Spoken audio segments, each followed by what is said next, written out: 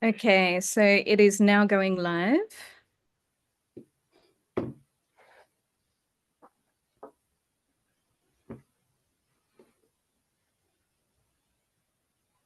And here we are. Okay, so it is now going live.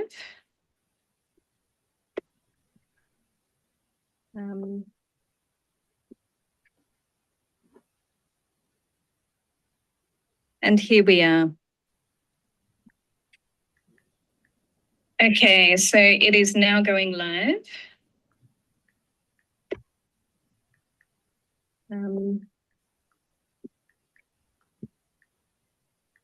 Patrick, would you mind closing your video? And here we are. What am I closing? Video, please. Okay, so it is now going live.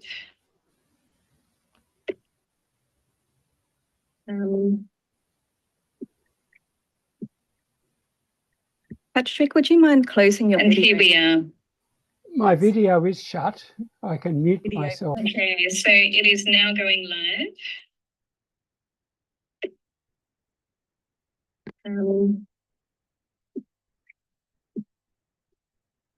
Patrick, would you mind closing your video? And here we are. My video is shut. I can mute myself. Okay.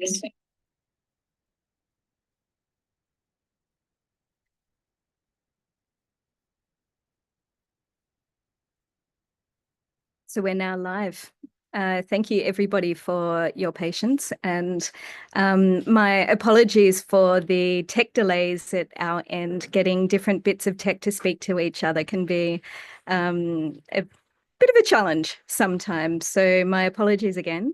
Welcome everybody who is joining this webinar. My name is Deborah Cummins and I'm the industry representative for the Development Studies Association of Australia, as well as the Director of Bridging Peoples. Before we begin this webinar, I'd like to acknowledge the traditional owners of the land that I'm on, which is Timor-Leste, and pay my respects to elders past and present, and also to pay my respects to Indigenous people everywhere whose cultures continue to survive and thrive all around the world. So I have with me the two people who can share a lot of information about how to get published in the academic world in the field of development studies. I have Patrick Kilby, who is the Editor-in-Chief of Development in Practice, as well as the Honorary Associate Professor at the ANU, and he's an expert in NGO accountability, gender and development. Also with me is Emily Finlay, who is the Managing Editor of Development in Practice, as well as an accredited editor and the chair of IPED's Standing Committee on Academic Editing. So welcome both of you. Please, the floor is yours. Please open your video and let's get started. Hi, welcome everybody. My name's, as mentioned, Patrick Kilby, and I'm speaking from the Dharawal country here in Sydney. Now, getting published, it's not easy, but it's rewarding, and it is a journey in itself. And it's a journey in sort of learning how to, reach people with your research and to write well in doing it. So for my story, I first got published in Development in Practice way back in 1993 on their third issue. That paper probably wouldn't get published these days. It's always handy getting in early. And since then, over my career, I've been published 35, around about 35 plus times in journals, book chapters, and I've also got 3 or 4 books out. But I just want to talk about the last 18 months, well, the last year or so. In the last year or so, I've had 2 book chapters published, or one's in production and the other is published, and 2 journal articles, both rejected. So my particular point is this is normal, okay? Being rejected is part of the game. And in development in practice, we're up to 250 articles today for this year, first quarter. So we're looking at 1,000 articles coming in for this year, of which 103, I think, get published, 13 in each of the 8 issues. So that's about 10%. So getting rejected is nothing to get too disillusioned about. You just keep trying and trying somewhere else. I think that's the key. When you're choosing as early career writers, I would suggest looking at shorter pieces or shorter formats in the beginning. And there's a number of refereed blogs out there, and you can Google them. The ones I'm familiar with and have written for and refereed for is the East Asia Forum, New Mandela, which is also an Asian blog. There's a Dev Policy blog. Those 3 I know and have written for, but there's many more out there, and they're refereed. So they're about 1,000 words each, which is very handy. Another thing you can do is book reviews. And somebody from the Global South sent us a book review the other day, and Emily and I looked at it and said, looks interesting, let's run it. And I'm sure that author's very pleased that their book review will get a run, sort of thing. So I think that's another important part of it, is where to start. And then if you're a recent graduate, PhD graduate, you've got the thesis. My advice is to get as much out of it as you can. Okay, so my PhD was on empowerment of women in India, and I think I got 3 journal articles and a book. And the journal articles had different takes on the same material, and I think that's, without being plagiarizing, it was just, one was a public policy take, one was a development studies take, and the like. So that's quite useful to emphasize different aspects of your research. And when you're writing, here's a few easy tips. Read the instructions. In development in practice, there is a box to tick. There's a number of boxes to tick. You get used to ticking boxes.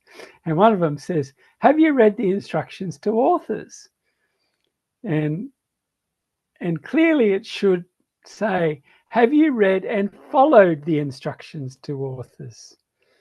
So that's very useful. Follow the instructions is useful. Keep to word link, that sort of stuff, because they're all there for a purpose.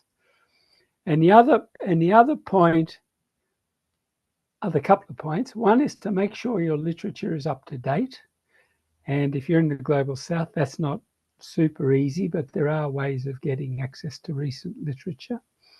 And the reason for that is your paper is meant to add to the literature, be a contribution to the literature. And therefore, if you have up-to-date literature, then it adds to the up-to-date literature. There's not much point in adding to literature which is 20 years old, sort of thing. So I think that's something I look at, is I just look at the dates of the literature. It doesn't mean you can't use classic pieces, but not too many of them. It's another important point. And the other point is choosing your journal. Oh no, the other point is making sure your evidence is compelling. And so some of the reasons I've been rejected are possibly because the evidence was a bit thin. I didn't interview that many people when I probably should have interviewed a few more. Some of those things, or I wrote an article which used some archival material, but it could have used a lot more archival material. So we end up with those sorts of things, is to make sure your evidence is compelling. Saying you've spoken to a whole lot of people and run 4 focus groups doesn't really tell much unless you can cite them. Now, some people have lots of quotes. I'm not a big fan of lots of quotes. My view is quotes should be illustrative. They should illustrate a point, not be evidence of a point. You can evidence a point by just using a citation, key informant number 3, just behind a particular point. But there's different ways of doing it. But you have to make sure that your evidence is compelling. And so if we have a paragraph full of assertions with no literature or evidence supporting it, reviewers pick that up straight away. So part of the story is having a compelling story, and that puts you at the head of the 90% who don't get published. Not 90% who don't make the particular journal. And of course, you can go to other journals as well, but not at the same time. You could run the risk of running into the same reviewers because there's only so many experts on a particular point. And I get invited to review, I don't know, a couple of months, 20 or 30 a year on my topic. And so I haven't seen the same one come to me twice, but that is a risk. So wait till you've got an answer from a journal, then go somewhere else. Often we give reject and resubmit, and people then, we don't hear from them for a year. And the reason I think we haven't heard from it for a year is because they've tried other journals. So I think it's important to think carefully about it. Remember, we've been on forums with Taylor and Francis with a whole range of journals, and you get put in small groups and you talk about stuff. Now, I remember one, they said, we should be mentoring our reviewers more, to which in our little small group, one of the other people said, and they're in the science journal, says, with 1,000 submissions a year, we do not have time to mentor people. And so it's not just us who get 1,000 submissions a year. Most journals probably get 1,000 submissions if they have, 8 to 12 copies per year. Journal rankings. It's good to go to a Q1, and you can Google who the Q1s are in various fields and stuff. But also talk to your audience, and that's a balancing act. Development in practice isn't a Q1, we're a good Q2. The Q ranking is based on citation rates. And so sometimes you'll see a biology journal of some sort with a H index of 50 or something. The reason for that is it's a highly specialized journal, and there's a handful of people who write on that topic, and they forever citing each other and that sort of stuff. So we have a citation score of 1 or so. World Development, the most highly ranked development studies journal, I think it's a 5 or something. So in development studies, we're generalists, so we don't want super high rankings. But you can try the super high ranked journals. But remember, we're developing in practice, and we'll probably look at you, for example, because it's a practitioner-based journal, probably more so than World Development, which is more quantitative based and more policy oriented. Same with Third World Quarterly. So it's up to you who to choose, but it's a mix of getting high ranking versus being published and read and cited. So that's me, I think. Anything I've left out, team? So I'll hand over to Emily. Thank you so much. Yes, so thank you so much, Patrick. That is so useful. And we'll have the opportunity to go into what these different rankings mean. And also in the comments, we will make sure to add links to the different, the rankings of different journals to help you with this. So over to you, Emily. Oh, thank you very much, Deb. So my name's Emily Finlay, and I'm speaking from the unceded lands of the Wurundjeri people in Melbourne, and I pay my respects to elders past, present and emerging. I'm going to share a PowerPoint just to help me, and I will try not to go on for too long, and also to double up on what Patrick has said. And Deb, if I'm going over time, just stop me. And likewise, if you have comments, questions, and Patrick, if you want to add anything, please let me know.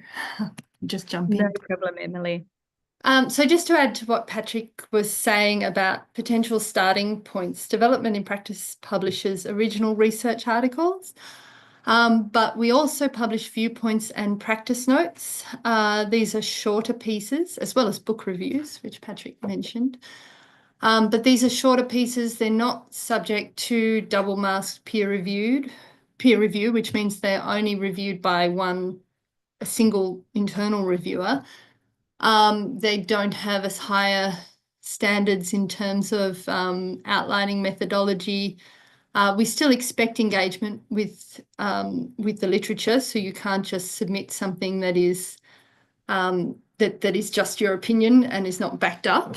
But they're a good kind of testing ground if you have new material to add, or if you want to try and get published for the first time. What I'm looking at today is focusing much more on the original research article and how to get through peer review. So perhaps repeating a little bit of what Patrick said. So what editors look for, a cohesive argument, so that your manuscript starts off with some kind of context for your findings, provides literature that is related to the findings, and then relates the findings back to the literature. So something that is really one piece and not, we often see things that are pulling in very general information or information that is not necessarily directly related to the findings. That's something you want to avoid. Appropriate structure. We've got this on our website. So a literature review, a discussion section that references the literature, for example. These are things that are often overlooked. And while many other journals might have a more free-flowing content, because we're practice-focused, we like to publish original research that is based on key informants and has some bearing on practice. So we do kind of enforce these structures. So adherence to the journal's aims and scope is another one, as Patrick mentioned. So make sure you visit the website and the instructions for authors as well. Sound and ethical methodology, including informed consent. Overall readability and flow.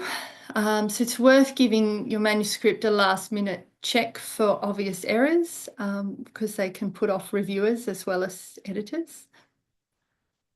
Consideration of obvious factors that are relevant to the article. So counter-arguments, for example, are important to consider. Don't just present a glowing account of one particular organisation, or it's likely to be viewed quite critically. And is showing an established contribution to the field, as Patrick suggested, so up-to-date literature and your findings relationship to that up-to-date literature. And readability for the journal's readership. So as Patrick mentioned, we're practitioner focused, and so we like simple, clear language rather than very academic, highfalutin language. Another thing that we ask all authors to consider is gender, as well as disabilities, socioeconomic differences, class, caste, ethnicities, education, age, and any intersectionalities between these. We find that this allows for a more comprehensive overview of the population that is being worked with. And it also allows for voices that might not always be included to be given a voice, and we think this is very important. Patrick, did you want to add anything there on that, or except you're muted? Sorry.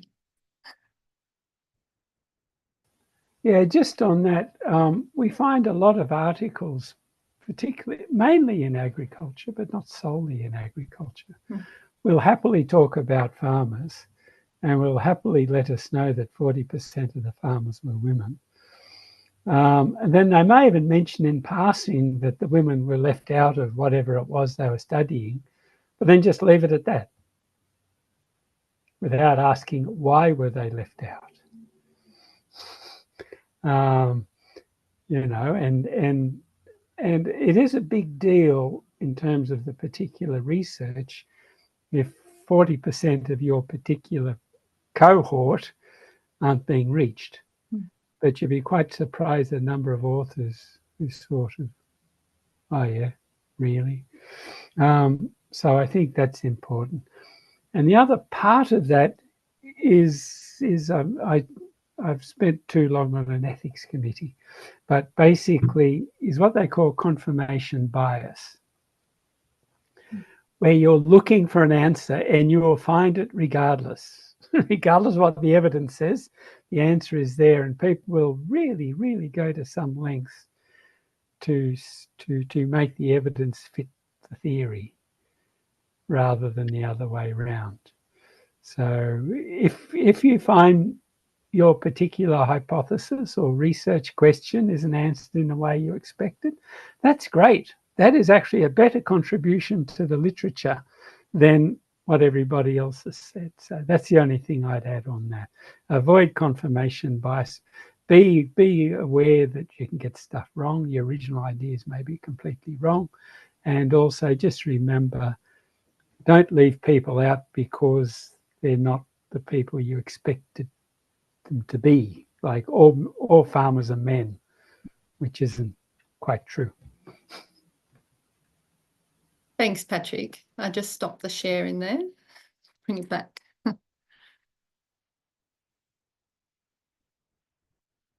Okay. So just in terms of structure,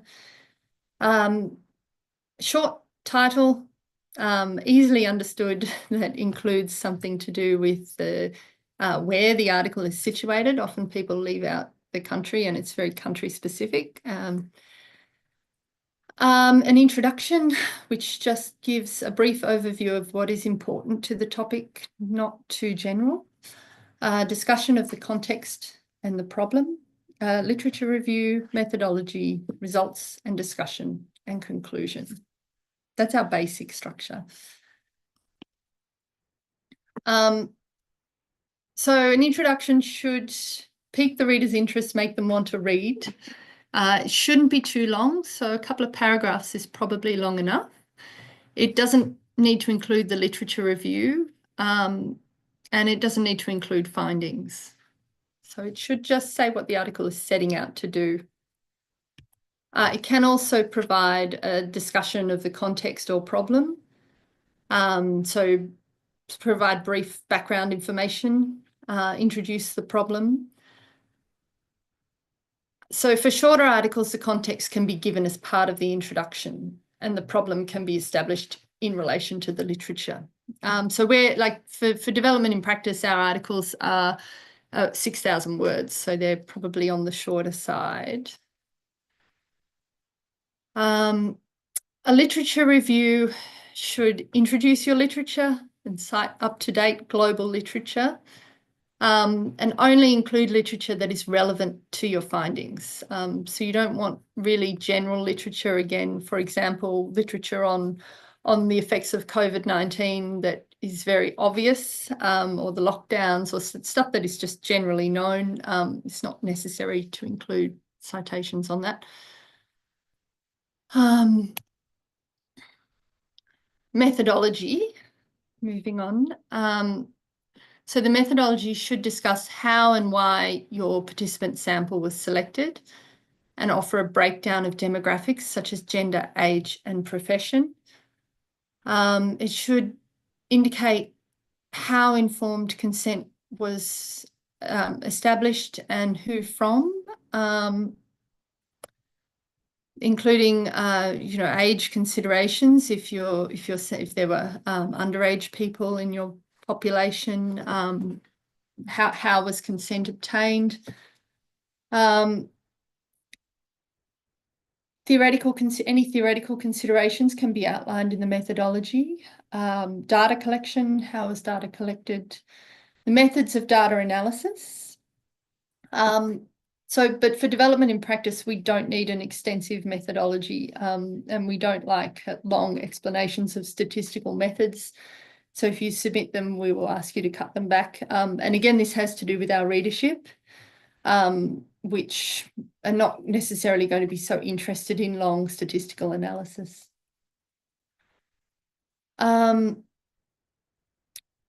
So for results, the results should be cited, and the more specific, the better. So we like results to be, we like informants to be put into a table and then coded anonymously and then cited. And if you're citing, if you're giving one example and you've got 3 or 4 participants that have agreed about that idea, then obviously it's better to cite them all because you're demonstrating agreement across and strong evidence across your sample. Citing individual respondents and coding them also allows your reader to see how widely ideas were agreed upon and all disseminated across your sample. As Patrick suggested, not too many quotes. So quotes should be illustrative and citations can demonstrate evidence. Oops, on forward. Sorry. And don't repeat in detail what's in a table. There's no need for that. So the discussion of results and tying things back to the literature. Once you present the findings, you can move on to a discussion section. Ideally, you should just clearly go through and link each finding back to the literature. We've been working with Indonesian authors developing their work, and I've been saying to them that really you just have to go through and make a list of your main findings and then find some literature and try to link it back, each point, and that will make for a very strong analysis. If there is no literature, then your article is filling a gap. If there is minimal literature, then your article is contributing to that literature. If there's lots of literature, then that literature is supporting your argument, and etc. So you don't need to, if you're putting together an article, you don't need to kind of demonstrate that this is doing something nobody's done before and it's wildly new. You just need to demonstrate how your particular angle fits within what's been established. Yeah, so it's not enough to present your findings alone. This is where you need to use the literature as evidence for the significance of your findings. So in the conclusion, it should kind of naturally follow on that you can then say, this is what my study contributes to the field. It's important, and again, in terms of avoiding confirmation bias, to discuss the study's limitations, and to present areas for future research. So if there are things that if your sample could have been bigger, and that would have confirmed your findings better, for example, you need to say that outright. For practical outcomes, it helps for development in practice. We like to know the practical implications of your research. So not necessarily recommendations, but what effect might this have on development practice? So just quickly on the review process, because I'm conscious of time too. So when you submit an article, an original research article, it goes out to double-masked peer review, which means 2 independent expert referees will review your work anonymously. So they won't know who you are and you won't know who they are. They're not editors with the journal. To preserve the impartiality of the peer review process, they're not allowed to accept articles that have been reviewed solely by us. They need to go out to independent review. The process can take a really long time. We often get queries saying, you know, my manuscript's been with you for 3 months. What's going on? Sometimes it can take a couple of months to get 2 reviewers, sometimes even longer. And other times we get 2 reviewers and then they just don't return the reviews and then we have to go and find more. So it takes a really long time. There are things that you can do to help, and one of those is to make your title and abstract really appealing and interesting, and then reviewers will think, oh, this looks quite interesting, and get to it more quickly. So reviewers volunteer their time, and it's another reason why we can't guarantee a fast turnaround on reviews. They're marvellous reviewers. It never ceases to amaze me that people are so generous with their time and expertise. And they provide feedback and a recommendation. So one thing to say is that the recommendations, you might get a recommendation to revise and resubmit or reject, but they might often have a whole lot of comments as well, which can strengthen your work. So even if it is a reject, like worst case scenario, it's worth stepping away and then coming back to those and thinking, well, what ones of these can I take on board and how can I develop my work further to respond to these? Because it's still, even if they seem very critical, it's still quite generous in spirit of someone to sit down and do like go through your work and provide all of that. And if it's coming from an expert, then it's worth taking on board and developing. There's probably more to say on that, quite a bit more, but I'll leave that kind of for the discussion, I think, and questions, because so revising and resubmitting, your revised copy should be submitted with a track changes version, which again assists the reviewer in checking what you've done and assists us in checking. And also a clean copy, because sometimes there are so many changes that it's hard to read, a track changes version. And also a table of responses to the recommendations. And you should go through each point of the reviewer, don't skip them. If you disagree, just say, this is why I haven't implemented this. You don't need to be gushing and say, you know, respected reviewer or anything like that, but just go through and simply say, this was a good point. However, from our perspective, we think, and make a logical rebuttal to the reviewer's comments. And the ones that you have implemented, demonstrate how you have in a way that is easy for the reviewer and the editor to follow. And then hopefully, once it goes back to the reviewers, it'll come back with a minor revision or an accept. So I'll stop there and hand back to you, Deb. Thank you so much, Emily. Thank you so much, Patrick. A huge. I just add one more thing. After accept is not the end of the end of the line. Accept is you know, another journey altogether, where you deal with proofing, where you deal with contracts, you deal with open access, you deal with all sorts of things. And so that in itself can be a little bit of a painful process. Submitting can be quite painful too, because I think Town Francis got easier. For a while it was a bit complicated where you had to have various versions and the like, but I think it's good. And also in handling comments, do not skip a comment because it's really obvious that comment has been skipped and it'll be picked up immediately. So skipping comments just not worth it. Thank you so much, Patrick, and Emily.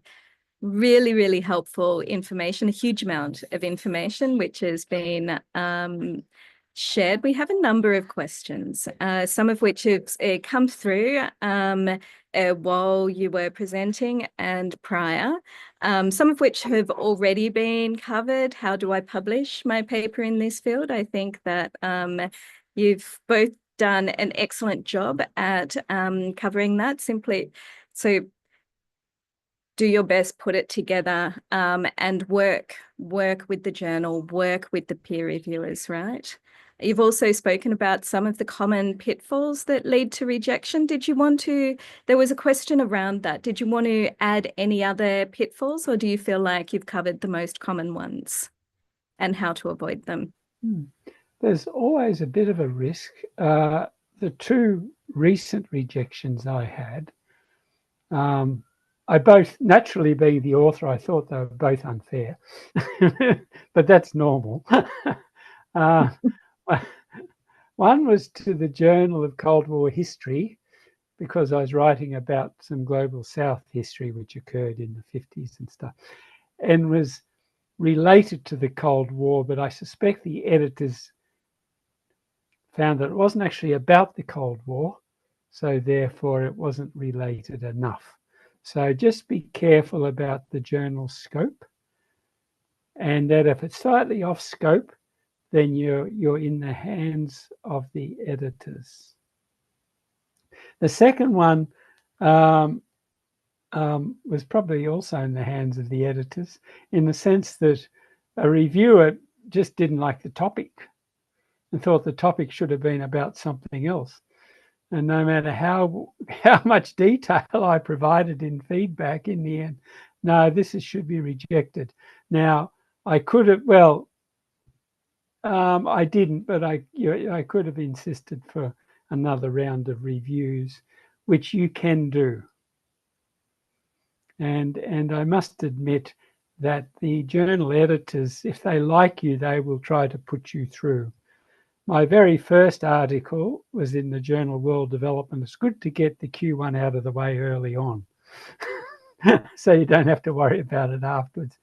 And there were 3 reviewers, and none of them liked it very much, but the editor clearly did, because the editor wrote this lovely email that says, "Look at these 3 reviews very carefully and do not be disheartened by them, but answer them very carefully."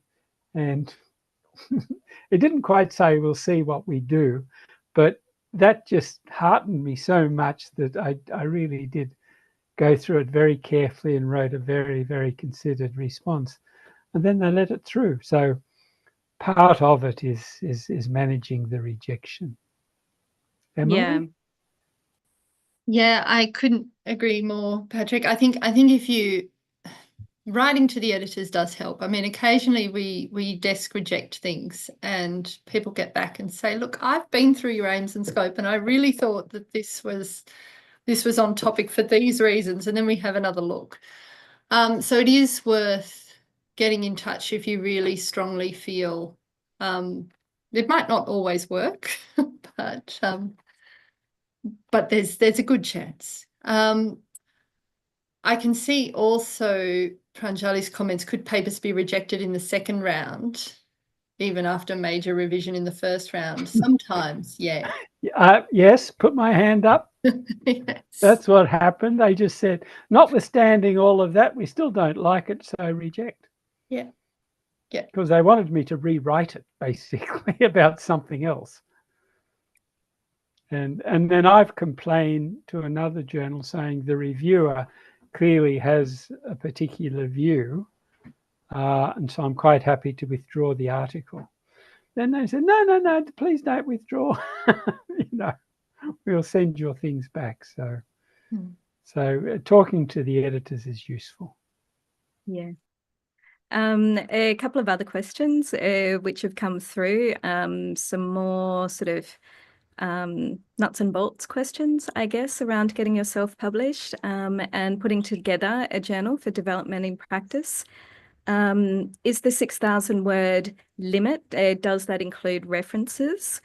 And should I bunch in?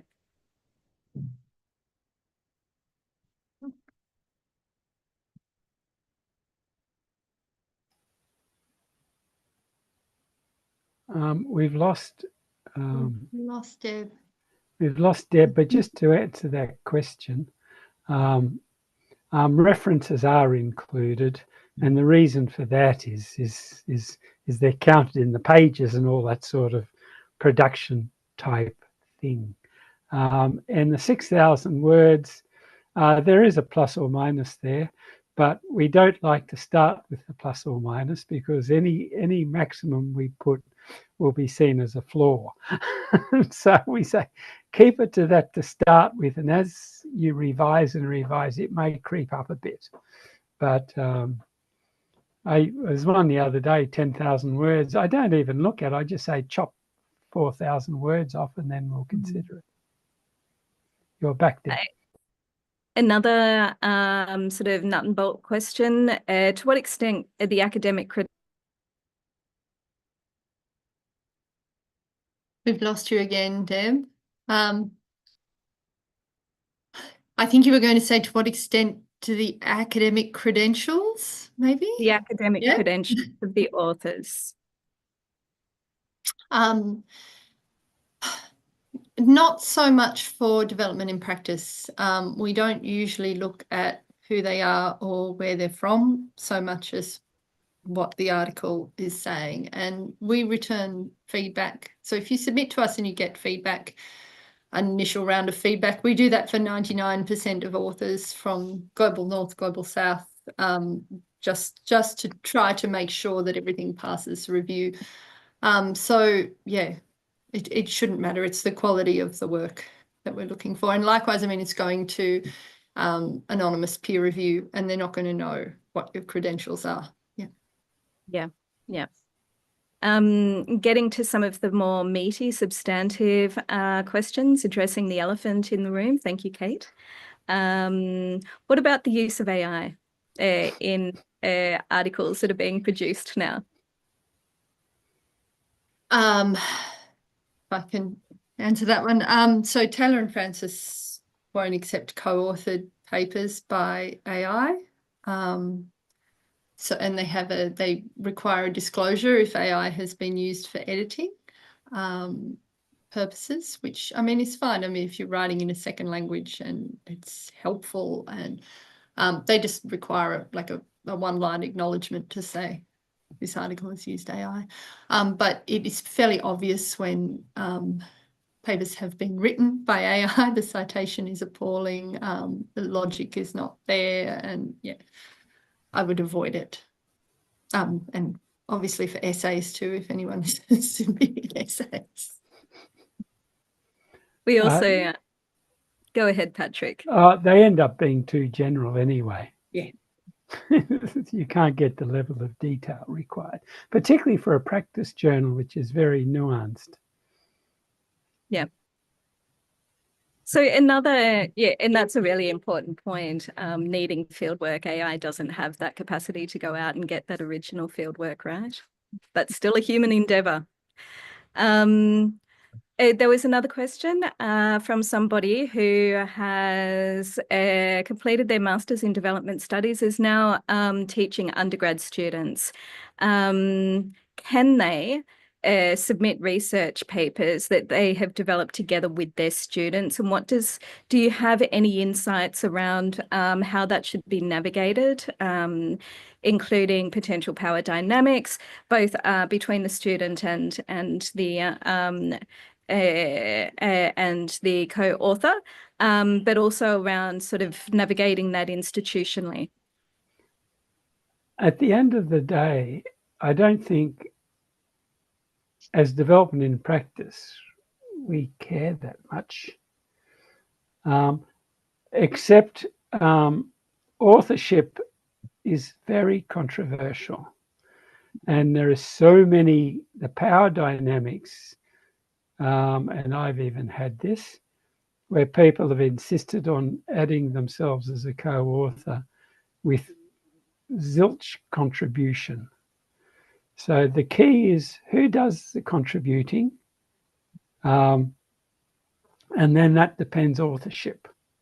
So just because you've got a PhD and your student has written a brilliant essay doesn't mean you get to be prime author. It means they get to be primary author. And if they did all the work and you just submitted it for them, then they're the sole author. So it's about contribution. I think the submission portal now says you're meant to say what every author did. Mm-hmm. In scientific journal articles where there's 20 authors, it gets very tricky. But that's important. But I think we don't, as a journal, we don't care who the author is, but we do care that the authorship is respected and followed. So if an undergraduate student, and I've had undergraduates, a master's it wasn't undergraduate, but you get undergraduate students who are that smart. They write a paper grade essay. We say you should publish that. I used to just say you should publish it. They say how, and you send them to the link, right? But I didn't want to be co-author, for example. Having token co-authors is very problematic, but anyway, that's another story. Hope that answers that. I think it does. Emily, did you have anything to add, or should we move on to the next question? Not really. Yeah, I think that would be a question for the institution probably, and different institutions would have different rules and guidelines, I would say, as well. Yeah. And I know we spoke a little. There's a copyright thing, whether the institution holds the copyright. There's all that sort of stuff. Yeah. Generally, you probably don't have to worry about it, but it's worth running it by them. Another question, although we did go into it, you'd go into it in the webinar, but perhaps help people who are more like aspiring authors, first-time authors, to understand what is this whole thing around academic journal ranking? What does it mean? When you say Q1, what does that mean? Q1 is a top 25% quartile. So there's Q1, Q2, Q3, Q4. Okay. And that goes down well. I mean, my university says, well, you should only publish in Q1 journals, but if you do the sums, if everybody says that, it's not possible.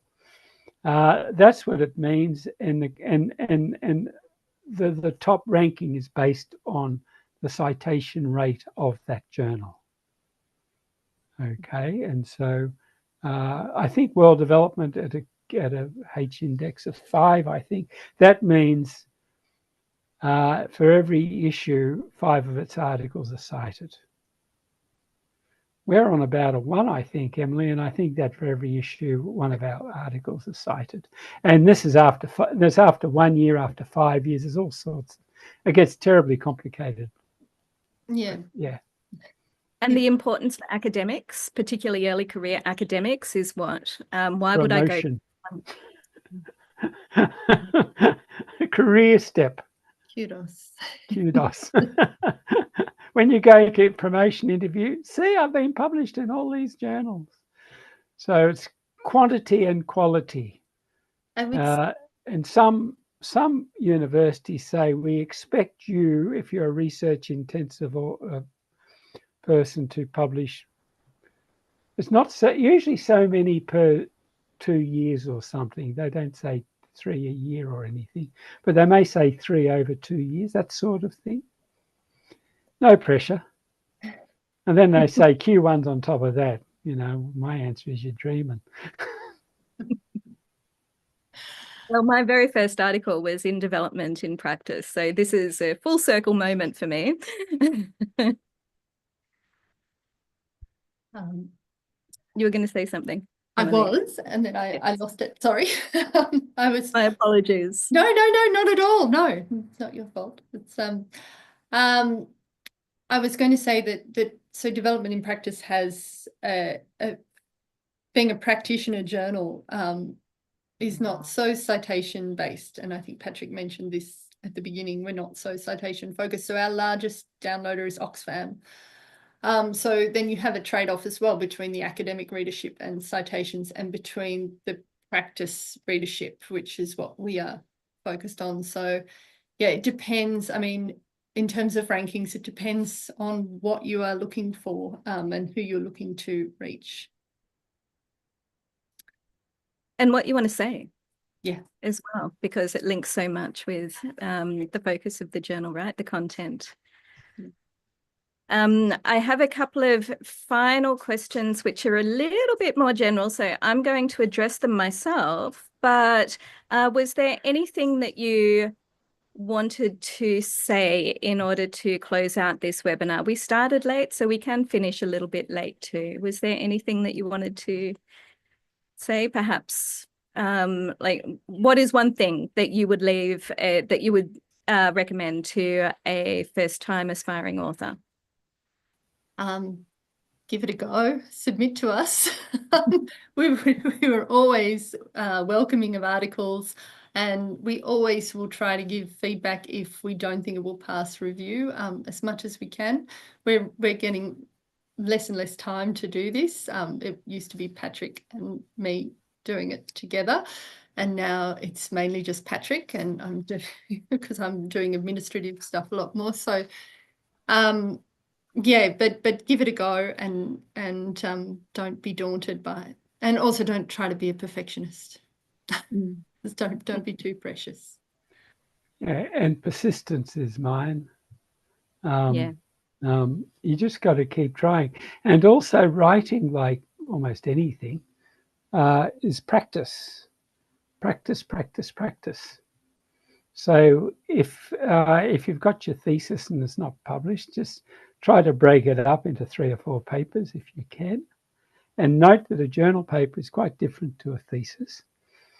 I think that's important. And use those short form ones. They're good practice. The 1,000 worders, those blogs, refereed blogs, and they're increasing in importance. The conversation, is probably a bit highfalutin and too, not highfalutin in language, but in topic. It's very contemporary, newsworthy. It's academics' take on the news, which is what it's thing. So if you can get published in the conversation, you're doing very well. You've really got something very topical. But there's a lot of more narrow focused blogs out there. The ones I mentioned, New Mandela, the East Asian sort of whatever it is, something viewpoint or whatever it is, and something else. They're more political science and international relations, but they may be relevant to you depending on your topic. And also, there is lots and lots and lots of journals based in the Global South, which are worth Googling and finding.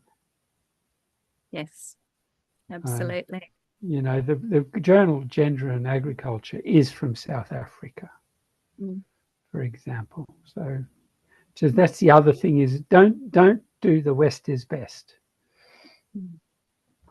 Yeah. So thank you both. I'm going to put in my 2 cents here as well, if I may. Because I have to, I don't work as an academic these days. I work as a researcher in the aid and development and community engagement space. Every time I get comments back, I have to remind myself to breathe and to remind myself that they comments, even if it feels unfair, even if you find the comments a bit annoying, take a step back. And then remind yourself that those comments are going to help you produce a better paper. They are helping you. And they're doing it voluntarily, as Emily and Patrick said.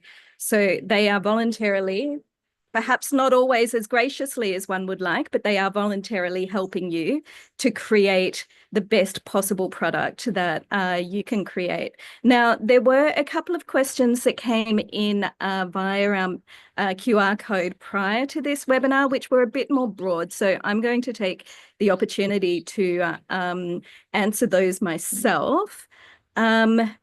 One of them was, well, in fact, a couple of them was around how to connect with professors with similar interests. One of them was talking about how would I be able to connect with academics and professors of similar interests in order to co-write articles, in order to do other things. Now, this is one of the reasons that DSAA exists. It is in order to build a community of practice for people who are working in the same in the development space.